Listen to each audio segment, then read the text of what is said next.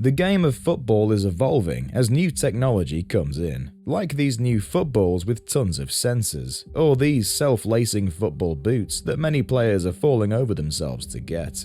But to start, we have these new referees ready to take over the game. The discussions about robot refereeing started several years ago after major tournaments had several shocking moments happening over and over. But the direction of the robot referee and what this robot referee should look like only recently emerged in a concrete form. There was long discussion about having a physical robot running around on the pitch with the players, but that didn't go so well. And this completely changed the direction FIFA had in mind. Enter VAR, and they first tested it in the 2013-14 Eredivisie season. By 2016, they'd gotten FIFA on board, but the trials continued in the Eredivisie, then in the Major League Soccer of the United States of America and Canada, and then in the 2016 FIFA Club World Cup. When FIFA showed what it could do in Russia in 2018, the world was ready to embrace it. But there was a problem. Human referees still controlled it. Even with the technology, silly errors were still being made. Worse, some calls took forever to decide upon, letting the games drag on forever. Fans are hoping that it gets better, just as the technology that players use to get better improves, like the new self-lacing boots that's all the rave these days. These boots are still in development, but many sportswear brands have begun to adopt them for the pitch. The first move was laceless boots. These are boots that are so comfy and fitting you'd think they were socks. Adidas is the leading brand in this, but their main competitors, Nike, are trying to one-up them. Sportswear brands have been thinking to themselves, what if we can make shoes that people don't have to bother about lacing? What if we could make shoes that lace themselves once they're worn? Now that would involve some insane technology. Nike stepped up to the plate and debuted some amazing self-lacing shoes, like this one that Cristiano Ronaldo wore in 2016. Word is, Nike have sent some of these shoes to the NBA and are working hard to make football boots that lace themselves. That would be some awesome and really expensive tech, kind of like how the in-game experience is changing. You see, millions of football fans will never make it to a live football game. Many things can be blamed for this: ticket prices, stadium capacity, security, and so on. This is where the broadcasters come in.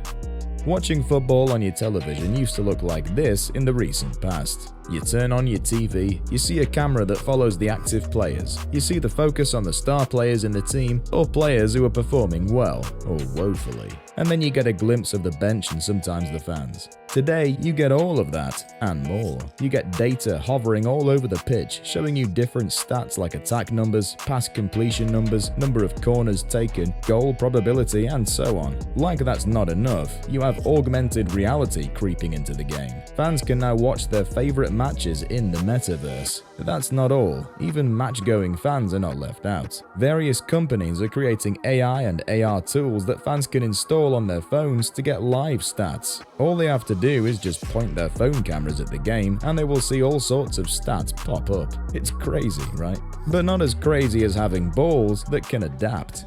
Tech company Nendo made a ball that basically builds itself. Well, you technically have to buy the parts and construct them, but when you're done, it forms into a beautiful sphere that's even better than an air-inflated football. But that's not all. Sportswear companies are making smart balls. Imagine a ball that pings the referee when it crosses the line. That means goals will never be in doubt anymore. Corner kicks, throw-ins, and goal kicks will also be easy to make out. VAR will not need to work so much in this area anymore.